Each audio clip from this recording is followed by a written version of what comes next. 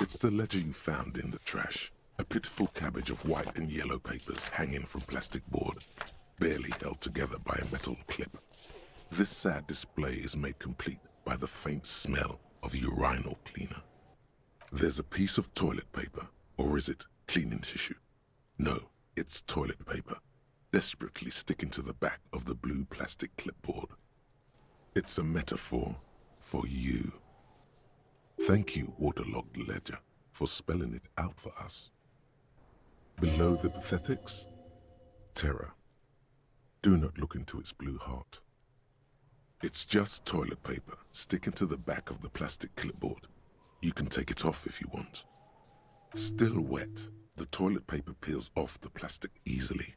All you have to do is shake it off with your finger and voila! The ledger now looks marginally better. An aluminium block runs the width of the board, biting down on the paperwork. Its crocodile teeth are the only thing keeping the papers together. A regular pencil, the tip worn down to nothing, has been attached to the clip. The surface is interrupted by a silvery sticker. It's rectangular, sparkling with iridescence. You don't know how you didn't notice it before. Looks like an official mark, made to be low visibility outside the right circumstances. It is similar to the RCM watermark on your blazer the lieutenant mentioned. Didn't he say something about the headlights of his motor carriage? That you can read these there? What? Yes, halogen watermark used for adding information to RCM property. It depends. Aside from an anti-counterfeiting stamp, mine has my station number and address. The information varies by date of issue. Maybe yours will have how many cases you've solved. How many years you've been on the force, he's thinking. It'll have that. Your kill count. Yours will surely have your kill count. Any capable light with the right wavelength will do. Yes, RCM vehicles have headlights tuned especially to reveal halogen watermarks. This means you can read the watermarks if you just turn the lights on. Okay. While a bunch of sodden papers sag from the clipboard in your hand, it's a sorry sight. It's made of dark blue plastic, hard enough to beat someone to submission with. The edges are rounded, however. The U4 size board feels thick and heavy in your hand. Light shimmers on its wet surface. On the back you see the embossed letters, RCM. Blue. The blue heart. Don't look into it. Something rattles inside, ever so lightly. Is there a hidden compartment? And something small inside, light, made of paper or cardboard, or dried flowers perhaps. Permeables. It's not hidden per se. The compartment is made for permeable materials that would get damaged if something happened to it. The plastic shimmers like lapis lazuli, but it is not see-through. You cannot see to its center. There's something there. A rectangular shape, like a card or a postcard. There's pain in there, if you want some. That much you know.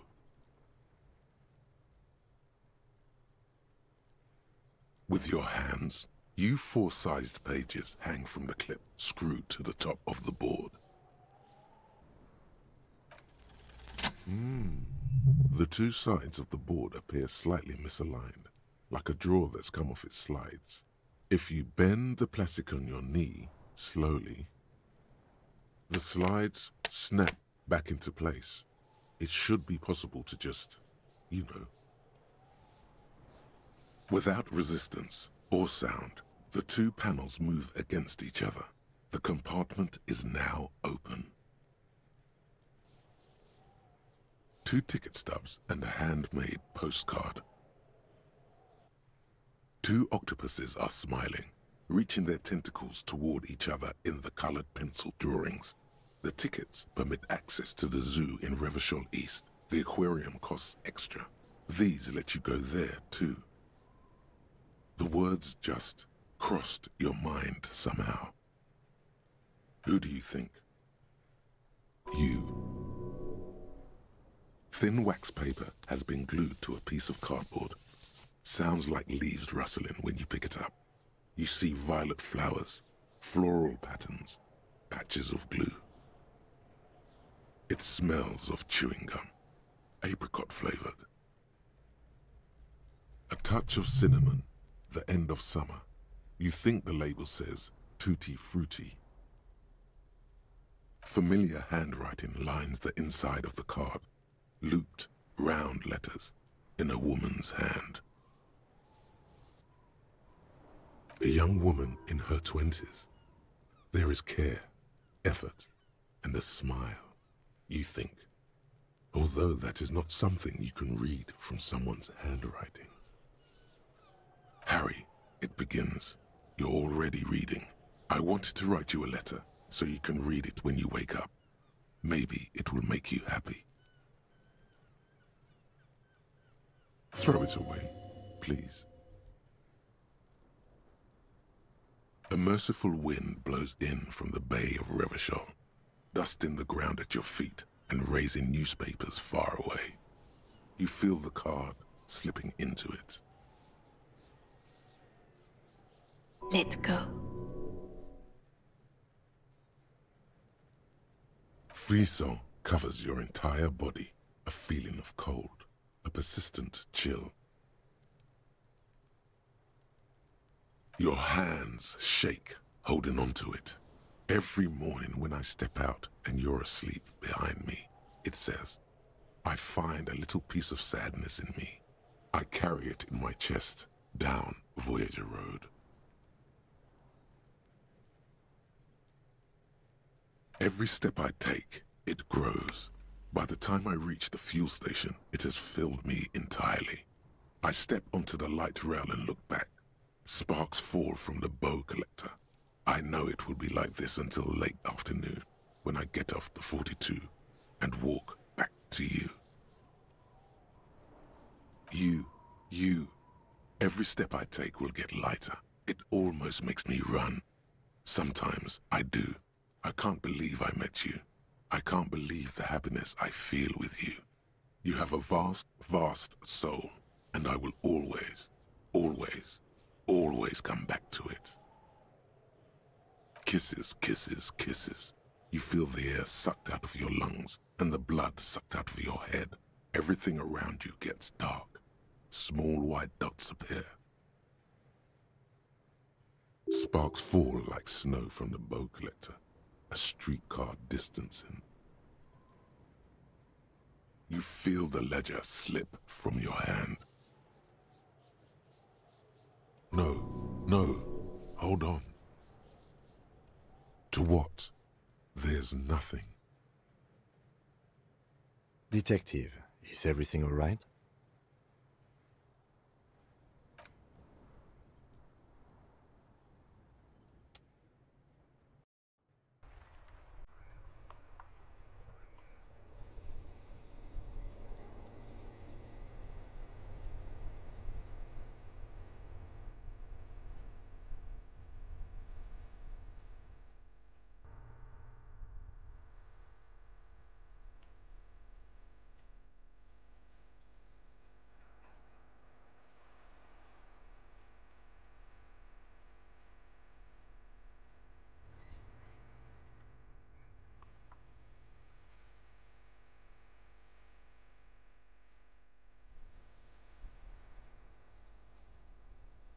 There is nothing. Again. Nothing sad, brother. No treachery, just blackout. Well, almost nothing. There is the ground below you, that's still there. And the small light that's on, fluttering, somewhere in the basal ganglia.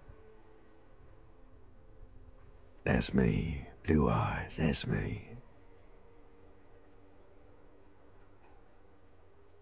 as what? He speaks of the sickening longing, the unwell emotion. Even in the darkness, he's grasping for it.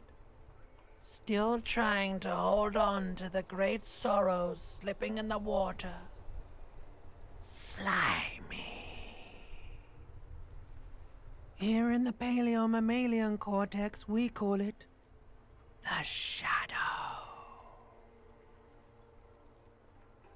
Because it's always there.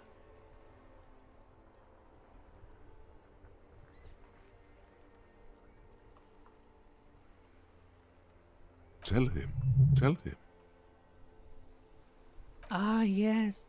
In the olfactory system, they call it the apricot chewing gum scented one. It's unhealthy of them to linger on it so. But as they say, what do you do?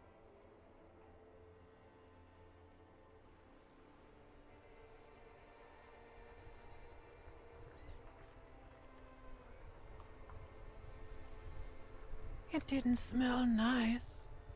It smelled like betrayal.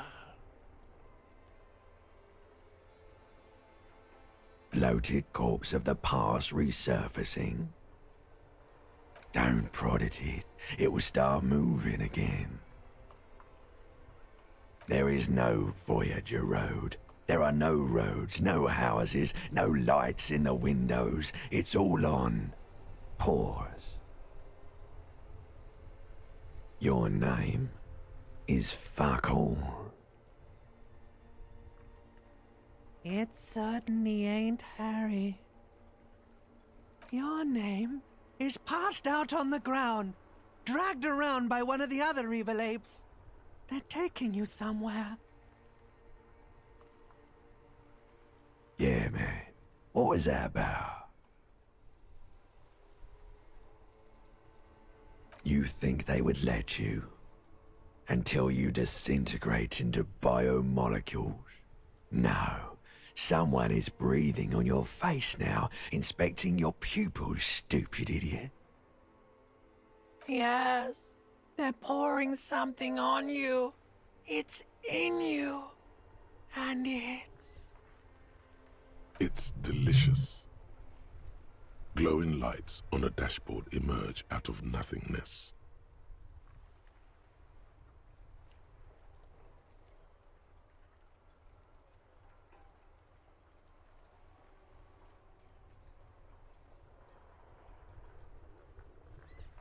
In the upholstered cabin of Lieutenant Kitsuragi's motor carriage, seated in the driver's basket, the air is thick with leatherworks and heavy fuel oil. Cold water runs down your chin.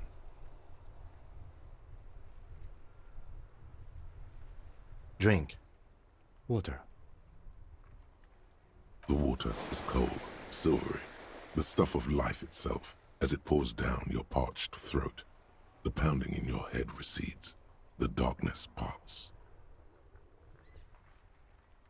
Drink. You haven't drunk water in 2 days. Did you know the human body is not made to survive on alcohol alone? You need a secondary form of hydration. Actually, beer and cider have loads of water in them. But these are not the Franco-Nigerian centuries. We are in the present. It is safe to sometimes drink water here. With greedy gulps, you down half a liter of cold water. Some of it spills on the driver's seat. The lieutenant pays no heed to it. What happened? That does sometimes happen. He replies with such understanding, it's as if the burnt-out ruins of the past were an occupational hazard. Athlete's foot for cops. You dropped these. Are you okay to proceed?